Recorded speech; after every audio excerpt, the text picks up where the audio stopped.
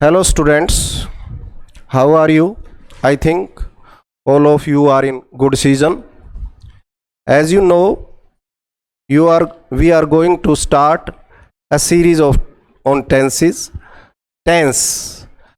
Tense is a word or verb that is used to express an action, event or conditions or time of event, occurrences of event, किसी कार्य के किसी समय पर होने के समय का एहसास कराए। कोई प्रेजेंट में हो रहा है, कोई पास्ट में हो रहा है, कोई फ्यूचर में हो रहा है।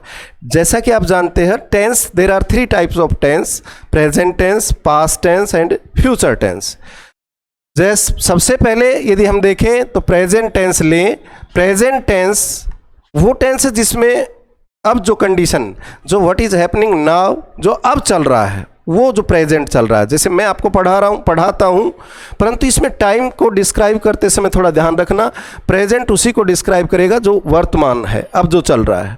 सबसे पहले जो टेंसेज होते हैं, हर टेंस के पार्ट्स होते हैं। Each tense carries 4 parts. First one present indefinite, you can say present indefinite को प्रेजेंट सिंपल भी कहते हैं। Second one present continuous, present perfect and present perfect continuous. आज हम इस लेसन में, आज जो हमारा लेसन है इसमें हम प्रेजेंट टेंस करते हैं। प्रेजेंट टेंस का भी प्रेजेंट इंडेफिनिट पहले करते हैं। प्रेजेंट इंडेफिनिट में क्या होता है, प्रेजेंट इंडेफिनिट या प्रेजेंट सिंपल, इसकी अगर आप फॉर्मेशन समझो तो सिंपल प्रेजेंट टेंस की जो फॉर्मेशन होती है वो बहुत ही सिंपल होती है। जैसे सबसे पहले first of all subject, then उसके बाद में आपको किसका प्रयोग करना है, हेल्पिंग वर्ब नहीं आती, इसमें आएगी वर्ब। कौन सी, कोई भी वर्ब, कोई ऐसे नहीं होती कि कोई वर्ब आएगी, केवल वर्ब की कौन सी फॉर्म, फर्स्ट फॉर्म। और उसके बाद में बेटे ऑब्जेक्ट। जैसे इसका एग्जाम्पल आपके पास है, see here subject, plays verb, ये सब्जेक्ट हो गया प्ले, और ये क्रिकेट हो गया ऑब्जेक्ट। सेकंड सेंटेंसेस देखिए, ये सेंटेंस नेगेटिव लिख के देखा हमने, she does not learn her lesson. यहाँ पर हमने क्योंकि सेंटेंस नेगेटिव था तो हमने हेल्पिंग वर्ब का प्रयोग किया। यहाँ पर डज प्लस में किसका प्रयोग, नॉट, और वर्ब की कौन सी फॉर्म, फर्स्ट फॉर्म का प्रयोग किया। थर्ड वन देखिए आप, they do not learn their lesson. यहाँ पर फिर आप देख रहे हो हेल्पिंग वर्ब चेंज है, क्योंकि यहाँ तो हेल्पिंग वर्ब आपकी क्या थी, एच वी के लिए तो आप थोड़ी देर के लिए समझें कि यह हेल्पिंग वर्ब है। यहाँ पर डू नॉट का प्रयोग किया है, they do not learn their lesson. यहाँ पर हेल्पिंग वर्ब डू प्लस में, नॉट प्लस में, वर्ब की कौन सी फॉर्म आपने किया, फर्स्ट फॉर्म का यूज किया। अब यही सेंटेंसेस, इन्हीं की फॉर्मेशन यदि आप इंटेरोगेटिव बनाते हो तो इंटेरोगेटिव की फॉर्मेशन बदल जाती है। आपने देख लिया यहाँ पर हेल्पिंग वर्ब को हम पहले ले आए, फिर उसके बाद में क्या किया, सब्जेक्ट का प्रयोग किया, और फिर उसके बाद में किसका प्रयोग, वर्ब की फर्स्ट फॉर्म का, और देन सब्जेक्ट कंप्लीमेंट होगा या वर्ब कंप्लीमेंट होगा, जो आगे होगा वो हम लिख देते हैं।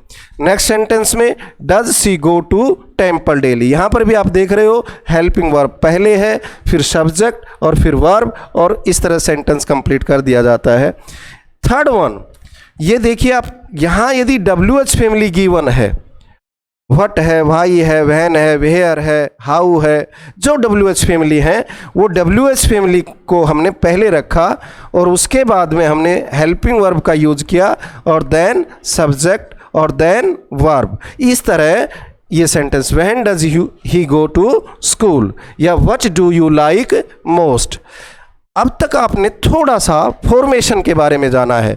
हम कर रहे हैं प्रेजेंट सिंपल या simple present tense. Simple present tense में जो तुम्हें समझ में आना चाहिए वो बात ये होनी है कि फर्स्ट ऑफ ऑल ये डिसाइड करो कि वर्ब की फर्स्ट फॉर्म का ही प्रयोग होता है। यदि सब्जेक्ट अपने पास थर्ड पर्सन और सिंगुलर हो, कौन सा सब्जेक्ट यदि आपके पास थर्ड पर्सन सिंगुलर हो, यानी थर्ड पर्सन सिंगुलर कौन से होते हैं आप अच्छे से जानते होंगे, ही, सी, इट और any name. Any a name, कोई एक नेम है तो थर्ड पर्सन सिंगुलर होता है। यदि थर्ड पर्सन सिंगुलर हो तो वर्ब की फर्स्ट फॉर्म के साथ हम एस या ई एस ऐड कर देते हैं। जैसे फर्स्ट एग्जाम्पल में देखा था आपने, सब्जेक्ट के रूप में सी दिया हुआ है जो कि थर्ड पर्सन है। यदि थर्ड पर्सन है तो हमने उसके साथ ऐड कर दिया एस। सेकंड सेंटेंस देखिए, सेकंड सेंटेंस नेगेटिव था, इसलिए हमने इसमें हेल्पिंग वर्ब, और हेल्पिंग वर्ब को भी आप देखोगे तो there are two helping verbs, first one do, second one does. Does का प्रयोग तब करते हैं जब यदि सब्जेक्ट हमारा थर्ड पर्सन सिंगुलर हो। यदि जैसे आपने देखा इसमें सी सब्जेक्ट था जो थर्ड पर्सन सिंगुलर था, इसलिए हमने इसमें क्या प्रयोग किया, डज का। लेकिन थर्ड पर्सन सिंगुलर के अलावा यदि सब्जेक्ट कोई और होता है तब हम हेल्पिंग वर्ब डू का प्रयोग करेंगे। अब इस सेंटेंस में, नेक्स्ट सेंटेंस में आओगे, जब आप देखोगे ये थर्ड पर्सन तो है, दे थर्ड पर्सन तो है, लेकिन सिंगुलर नहीं है। सिंगुलर नहीं है तो इसके साथ हम किसका प्रयोग किया, डू का, न कि डज का। They do not learn their lesson. एक बात अब तक आपने नोटिस कर लिया कि वर्ब की फर्स्ट ही फॉर्म का प्रयोग होगा। सब्जेक्ट यदि थर्ड पर्सन सिंगुलर है तो उस वर्ब के साथ सिंपल प्रेजेंट टेंस में एस या ई एस का प्रयोग करेंगे। नेगेटिव में डू और डज का प्रयोग करेंगे एज एन हेल्पिंग वर्ब्स। और थर्ड जो होते हैं डब्ल्यू एच फैमिली के दिए होते हैं तो डब्ल्यू एच फैमिली का वर्ड पहले लिखा जाता है, फिर हेल्पिंग वर्ब लिखेंगे और उसके बाद में सब्जेक्ट एंड देन वर्ब का प्रयोग करेंगे। तो ये था प्रेजेंट इंडेफिनिट की केवल फॉर्मेशन। हमें प्रेजेंट इंडेफिनिट का कहाँ यूज करना पड़ता है, कम्युनिकेट करने के लिए। हमें जो इंग्लिश की जो स्पीकिंग के लिए जो यूज़ करते हैं, तो प्रेजेंट टेंस एक ऐसा टेंस है जो जिसका बहुत ज़्यादा रोल प्ले होता है। प्रेजेंट टेंस का how to use, where to use, when to use, कैसे यूज़ करें, इन सब बातों पे हम और डिस्कस करेंगे। ये ध्यान से देखिए, ये देखो, अब हम जाते हैं प्रेजेंट टेंस के नेक्स्ट पार्ट पर। प्रेजेंट टेंस के फर्स्ट पार्ट पर इसके हम यूज करें थोड़ी देर के लिए। यूजेज क्या करेंगे बेटे, यूजेज।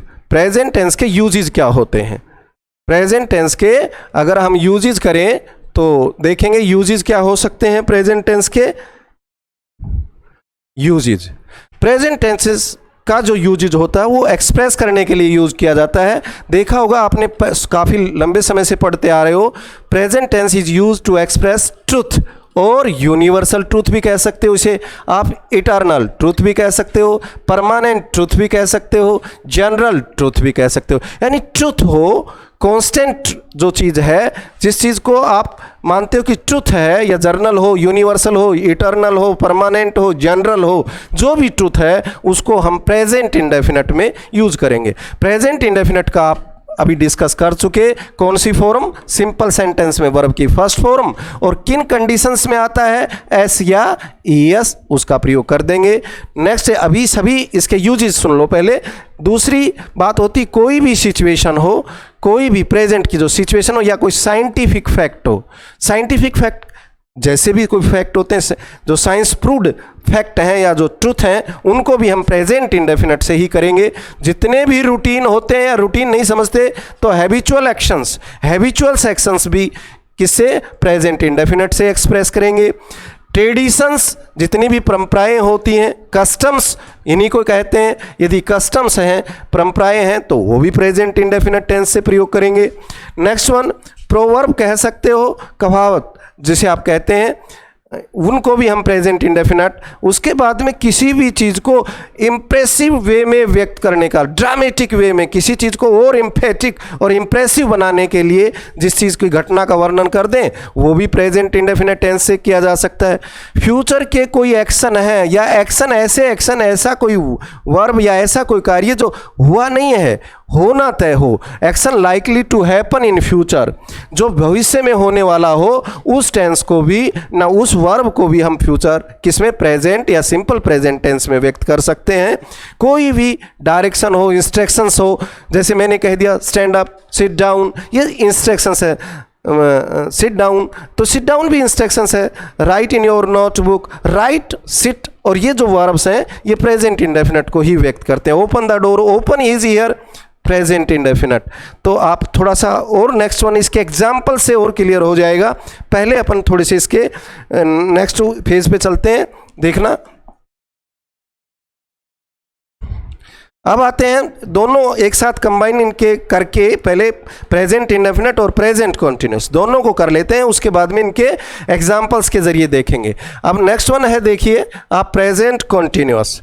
प्रेजेंट कॉन्टिन्यूस या प्रेजेंट कॉन्टिन्यूस को प्रेजेंट परफेक्ट प्रोग्रेसिव टेंसेस भी कहते हैं, प्रेजेंट प्रोग्रेसिव। वैसे तो आप समझ पा रहे हो, तो इसमें ऑन गोइंग एक्शन रहता है, एक्शन इन मोशन रहता है, एक्शन में मोशन यानी गति रहती है, प्रोग्रेसिव। इसको हम इम्परफेक्ट भी कह सकते हैं, परफेक्ट नहीं होता, ऑन गोइंग एक्शन है। ऑन गोइंग एक्शन है तो इसका मतलब कॉन्टिन्यूअस है। प्रेजेंट कॉन्टिन्यूअस का जो फॉर्मेशन होता है वो हमने यहाँ लिख रखा है। पहले फर्स्ट ऑफ ऑल सब्जेक्ट और जो भी एक्सिलरीज हैं, एक्सिलरीज इसमें आप देख रहे हो कौन सी एक्सिलरीज का प्रयोग होगा बेटे, इज, एम और आर।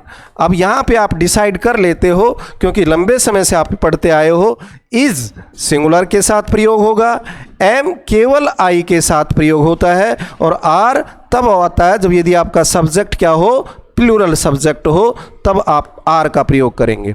दूसरा, इसकी पहचान ये होती है जो कंटिन्यूअस होता है उसमें ऑन गोइंग एक्शन होता है, एक्शन इन मोशन होता है, एक्शन मतलब चल रहा होता है। तो इसका मतलब इसमें वर्ब की कौन सी फॉर्म का प्रयोग करेंगे, जो इसकी फॉर्मेशन है जो प्रेजेंट पार्टिसिपल। प्रेजेंट पार्टिसिपल का मतलब होता है वर्ब की फर्स्ट फॉर्म प्लस में आईएनजी। आप उसको ये भी कह सकते हो कि वो प्रेजेंट पार्टिसिपल है, आप ये भी कह सकते हो कि उसके साथ हम वर्ब की फर्स्ट फॉर्म प्लस में आईएनजी आएगा। अर्थात ये हेल्पिंग वर्ब होंगी इज, एम, आर, और उसके साथ वर्ब की फर्स्ट फॉर्म प्लस में आईएनजी का प्रयोग करेंगे। वो होगा प्रेजेंट कॉन्टिन्यूअस और प्रेजेंट प्रोग्रेसिव टेंस। इसके कुछ एग्जाम्पल देखेंगे अपन। I am speaking to you, यहाँ पर आई सब्जेक्ट हो गया, एम हेल्पिंग वर्ब हो गई, और ये वर्ब की फर्स्ट फॉर्म के साथ आपने आईएनजी का यूज कर लिया, तो I am speaking to you. It means मैं आपसे बतिया रहा हूँ, it means action on going action है या एक्शन इन मोशन है। नेक्स्ट सेंटेंस देखिए आप, you are listening to me, all of you are sitting here and you are listening to me. It means आपका भी जो लिसनिंग प्रोसेस है वो ऑन गोइंग है। तो ऑन गोइंग जो कंडीशंस को बताए या ऑन गोइंग जो सिचुएशन को डिस्क्राइब करे वही प्रेजेंट कॉन्टिन्यूअस है। नेक्स्ट वन देखिए, they are waiting for you, they are waiting for you, यानी अभी जो वेट करने का प्रोसेस है वो अभी चल रहा है, यानी यहाँ पर भी एक्शन इन मोशन है। ये आपने डिसाइड कर लिया। फर्स्ट वन में क्या यूज हुआ, एम। सेकंड, क्योंकि सब्जेक्ट यू आपका प्लूरल था तो यहाँ पर आर का प्रयोग किया।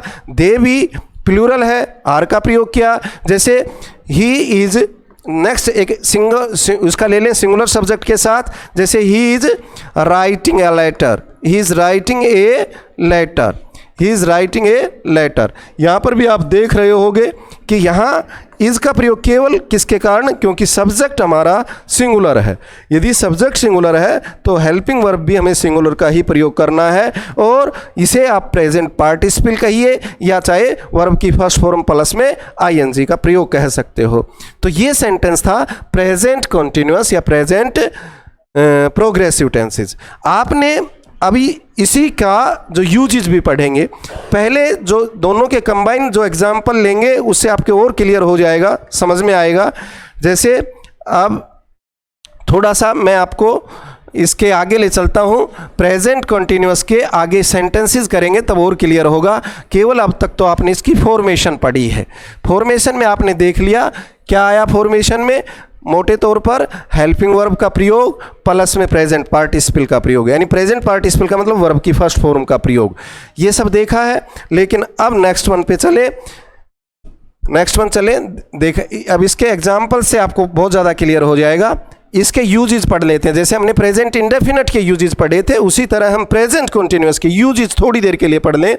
तो इसका सबसे फर्स्ट एंड फॉरमोस्ट जो यूज होता है वो यही होता है कि डिस्क्राइब द एक्शन।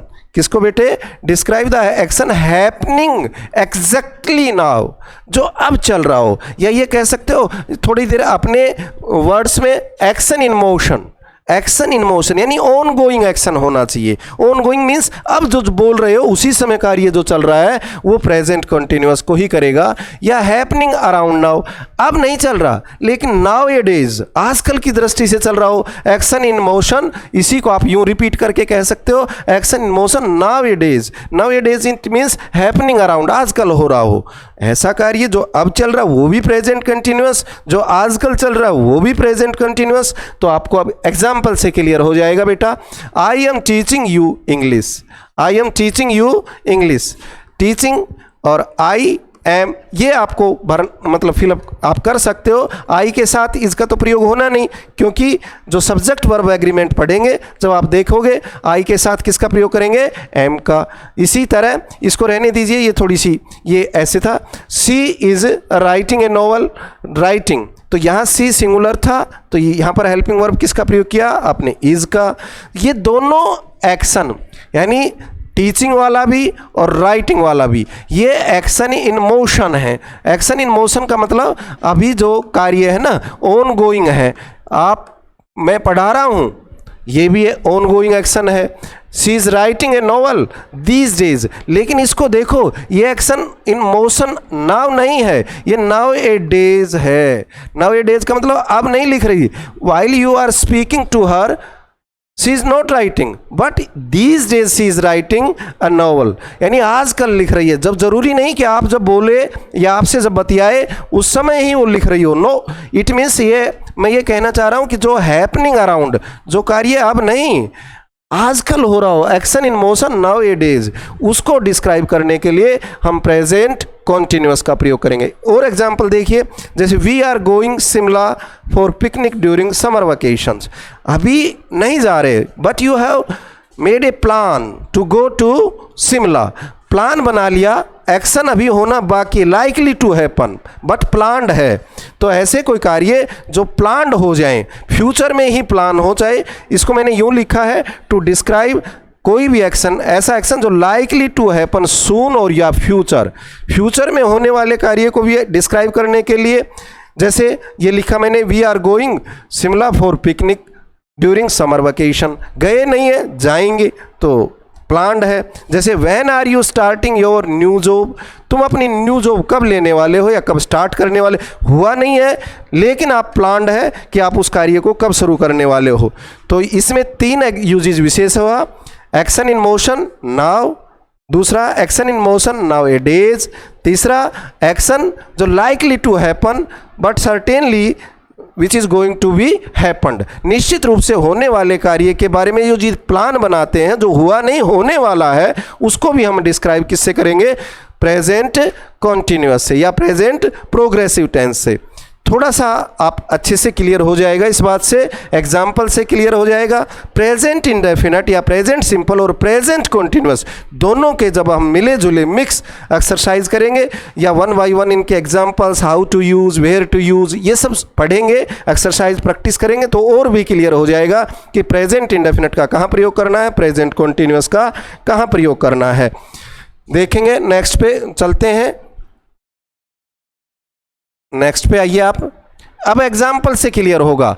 अभी देखो आप, अभी बहुत अच्छे से क्लियर हो सकता है अगर आप थोड़ा सा इंटरेस्ट लीजिए कि यहाँ पर देखो आप द सन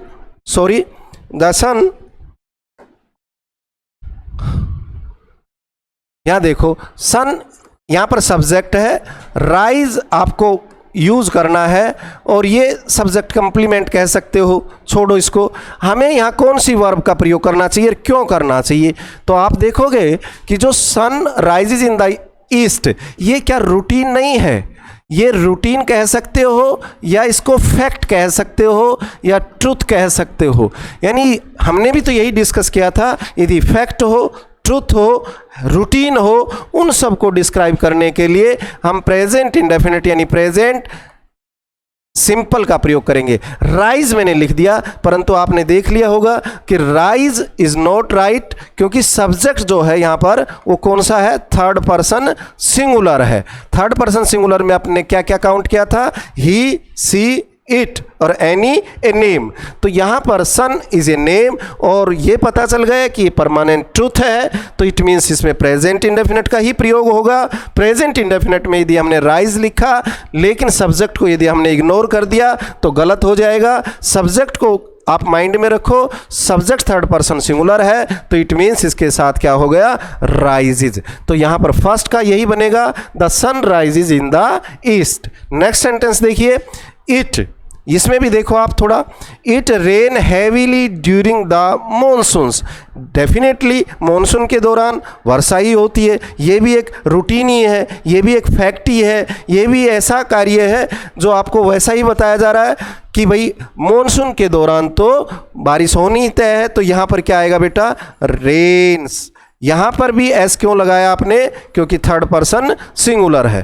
थोड़ा सा इन बातों का ध्यान रखिए कि एस और ई एस कब ऐड करना है, इसी के ऊपर ये एक्सरसाइज ज़्यादा है कि यदि सब्जेक्ट थर्ड पर्सन सिंगुलर है तो ही वर्ब के साथ एस या ई एस आएगा। यदि सब्जेक्ट थर्ड पर्सन सिंगुलर के अलावा कुछ और है तो एस या ई एस सिंपल सेंटेंसेस में नहीं होगा, वो ध्यान रखें। अब नेक्स्ट वन देखिए, क्या है next one, the planets revolve around the sun. ये भी ट्रूथ है, तो इसमें भी क्या आ जाएगा, अब इनको अपन थोड़ा स्पीडली ले ले, रिवॉल्व्स, क्योंकि थर्ड पर्सन सिंगुलर था इसलिए हमने इसके साथ एस ऐड कर दिया। तो यदि थर्ड पर्सन सिंगुलर है ऐड कर दिया, क्यों किया, क्योंकि फैक्ट था। फैक्ट किस में आते हैं, प्रेजेंट इंडेफिनिट में आते हैं, हमने यहाँ पर प्रेजेंट इंडेफिनिट का यूज करके ये कर दिया। नेक्स्ट वन देखिए एक बार और देखिए। अब नेक्स्ट देखो, जैसे ये the United State of America's president stay in the White House, क्या ये, इसको आप कैसे कहते हो, इसको भी आप रूटीन कह सकते हो, फैक्ट कह सकते हो, या कांस्टेंट जो सिचुएशन है उसको भी डिस्क्राइब। जैसे अपन इससे हट करके सोचे, जो ताजमहल है क्या वो मूवमेंट है उसमें, वो भी एक कांस्टेंट सिचुएशन है। कांस्टेंट सिचुएशन को डिस्क्राइब करने के लिए भी हम किसका प्रयोग करते हैं, प्रेजेंट इंडेफिनिट का। तो यहाँ पर प्रेजेंट इंडेफिनिट का प्रयोग करेंगे तो कैसे करेंगे, ये देख लो, यहाँ पर भी क्या हो जाएगा, स्टेज, STAYS, स्टेज। क्योंकि ये देख लो यहाँ पर भी कौन, देखने को बहुत बड़ा लार्ज सब्जेक्ट नज़र आ रहा है, लेकिन लार्ज सब्जेक्ट का मतलब सब्जेक्ट तो सिंगुलर है, सिंगुलर सब्जेक्ट है तो आपके साथ किसका प्रयोग करेंगे, वर्ब की फर्स्ट फॉर्म, और उसके साथ किसका प्रयोग कर दिया हमने, एस और ई एस का। क्या बता रहा है, ये भी आपको क्या बता रहा है, फैक्ट। यदि फैक्ट बताया जा रहा है तो भी आप प्रेजेंट इंडेफिनिट का ही यूज करेंगे। नेक्स्ट वन देखिए आप, इसके आगे नेक्स्ट उस एग्जाम्पल पर चलते हैं। मान लो ये भी तो वैसे कॉमन है, प्रेसिडेंट ऑफ इंडिया, ये कहाँ, कमांड द इंडियन आर्मी, ये भी फैक्चुअल है, फैक्ट है। फैक्ट को डिस्क्राइब करने के लिए भी हम प्रेजेंट इंडेफिनिट का ही प्रयोग करेंगे। ये एग्जाम्पल्स हैं जो आपको क्लियर कराएंगे कि how to use, where to use, why to use present indefinite. तो यहाँ पर भी क्या आएगा, कमांड। क्या कमांड मैंने सही लिखा है, नहीं, मैंने गलत लिखा है। क्यों, क्योंकि यहाँ पर जो है थर्ड पर्सन सिंगुलर है, थर्ड पर्सन सिंगुलर है तो हमें इसके साथ किसका प्रयोग करेंगे, कमांड्स, एस या ई एस का प्रयोग करेंगे, एस या ई एस का प्रयोग करेंगे। नेक्स्ट वन देखिए बेटा, we blanks walk for 5 kilometre every morning. तो यहाँ पर भी हमें क्या करना है, अब यहाँ देखो, यहाँ पर भी ये तो निश्चित है कि ये हैबिट है या रूटीन है आपकी। यदि हैबिचुअल एक्शन है या रूटीन है तो भी हम वर्ब की फर्स्ट ही फॉर्म का प्रयोग कर सकते हैं। लेकिन अब आप ये सोच रहे हो कि सर इसके साथ ऐसी या ये ऐड करें या ना करें, वो आपको डिसाइड करना है, क्योंकि थर्ड पर्सन सिंगुलर नहीं है तो इसके साथ ऐसी या ये का प्रयोग नहीं करेंगे। एग्जाम्पल्स हैं जो क्लियर करा रहे हैं आपको कि आपको कैसे यूज करना है, इनका यूज कैसे करना है। बस थोड़ा सा ध्यान करोगे तो केवल प्रैक्टिस होने पर आपको यूज करना आ जाएगा, प्रेजेंट इंडेफिनिट का यूज कैसे किया जाता है। नेक्स्ट सेंटेंस देखिए, ये भी आप देखोगे, they blanks get their coffee from the same cafe every morning. तो ये भी उनका रूटीन ही है। यदि रूटीन है तो आपको ये तो पता चल ही गया। तो यहाँ पर भी क्या प्रयोग होगा बेटा, पहले ये ले ले, यहाँ किसका प्रयोग होगा, देखिए गेट, इसमें गेट का प्रयोग रूटीन था। नेक्स्ट वन देखना, I feed the birds in park, ये भी रूटीन है तो यहाँ पर किसका प्रयोग होगा, फीड, ये देख लो कि यहाँ कोई भी सब्जेक्ट थर्ड पर्सन सिंगुलर नहीं है। यदि थर्ड पर्सन सिंगुलर होता तो आप SEIES का फॉर्म का यूज़ करते। अब थर्ड पर्सन सिंगुलर है ही नहीं, तो आपको सभी में कारण क्या है ये आप बार बार याद रख लेना। यदि रूटीन हो, फैक्ट हो, केवल प्रेजेंट इंडेफिनिट में इसी बात को ध्यान रखना, रूटीन हो, फैक्ट हो, बार प्रोवर्ब हो, या इसको आप क्या कह सकते हो बेटा, कस्टम हो, तो इन सब सिचुएशंस को डिस्क्राइब करने के लिए हम प्रेजेंट इंडेफिनिट टेंस का प्रयोग करेंगे। मैं समझता हूँ आपको समझ में आ रहा होगा। देखिए अब नेक्स्ट वन पे चलते हैं। एग्जाम्पल से ज़्यादा क्लियर हो जाता है। एग्जाम्पल जितने मैक्सिमम अपन एग्जाम्पल प्रैक्टिस करेंगे उससे क्लियर हो जाएगा। नेक्स्ट पे चले। अब आप आ गया ये 9th, जैसे आई ब्लैंक्स, ये भी आप देख रहे हो सभी सेंटेंसेस मैंने केवल आपको प्रेजेंट इंडेफिनिट टेंस को यूज जहां हो सकता है वो देखने के लिए कहा है। तो यहाँ I brush his teeth before bed, तो यहाँ पर ये देखो आपको यहाँ डिसाइड करेगा ब्रश लिखें या SEIES ऐड करें या ना करें, वो आप डिसाइड करोगे। जैसे आपने मैंने लिख दिया BRUSH ब्रश, क्या ये सही होगा? नहीं होगा। कारण क्यों नहीं होगा? क्योंकि यहाँ पर आपने देख लिया ये थर्ड पर्सन और क्या है बेटा, सिंगुलर है। यदि थर्ड पर्सन सिंगुलर होगा तो हमें इसके साथ SEIES का प्रयोग करना ही पड़ेगा। ये होगा ब्रशेज। नेक्स्ट वन देखिए आई, अब यहाँ पर केवल फर्स्ट फॉर्म आएगी। आई टॉक क्यों आएगी? I talk on the phone with my friends once a week. आप रूटीन में करते हो ये सब कार्य, तो रूटीन वाली बातें सभी प्रेजेंट टेंस में आती हैं। तो यहाँ SEIES इसलिए नहीं लगा क्योंकि सब्जेक्ट आपका थर्ड पर्सन सिंगुलर नहीं है। नेक्स्ट वन देखिए एक बार, जैसे नेक्स्ट वन देखिए कौन है? The milkman. ये भी मिल्कमैन जो है वो पार्सल करता है, अपने पैकेट से एवरीडे देता है, रूटीन है बेटा ये भी उसका। तो जो भी है इसमें भी क्या आ जाएगा, डिलीवर। मैं सोचता हूँ ये प्रैक्टिस करोगे आपको क्लियर हो जाएगा कि प्रेजेंट इंडेफिनिट टेंस का कहाँ यूज़ करना है, कैसे यूज़ करना है। उसी तरह इसमें भी गार्बेज व्हेन कम्स, ये क्या बता रहे हैं आपको, every 2 days, once a week, every day, सभी रूटीन को शो कर रहे हैं। तो यहाँ पर ये देखो आप कम नहीं आएगा, ये ध्यान रहे। यहाँ पर ये क्या है, third person singular, third person singular है, तो यहाँ पर भी किसका प्रयोग करेंगे, SEIES का। नेक्स्ट वन एक बार और देख लीजिए। अब आता है साइंटिफिक फैक्ट पे, साइंटिफिक फैक्ट पे आता है, देखना साइंटिफिक फैक्ट। आप देखते हो water boil at 100 degrees Celsius, तो यहाँ पर क्या आएगा, बॉइल्स। क्यों आएगा? यहाँ वाटर अनकाउंटेबल है और सिंगुलर है। अनकाउंटेबल होगा तो उसके साथ uncountable always are treated as a singular subject, तो यहाँ क्या होगा, बॉइल्स। नेक्स्ट वन देखिए, मैं सोचता हूँ ये एक्सरसाइज आपके लिए सफिशिएंट रहेगी। नेक्स्ट एक्सरसाइज अपन नेक्स्ट उसमें कर लेंगे। ये एक 2 सेंटेंसेस और देख लीजिए, जैसे trees provide oxygen for us, ये भी क्या है, ये भी फैक्ट है। यदि फैक्ट है तो आप क्या करेंगे, इसमें क्या करेंगे, प्रोवाइड।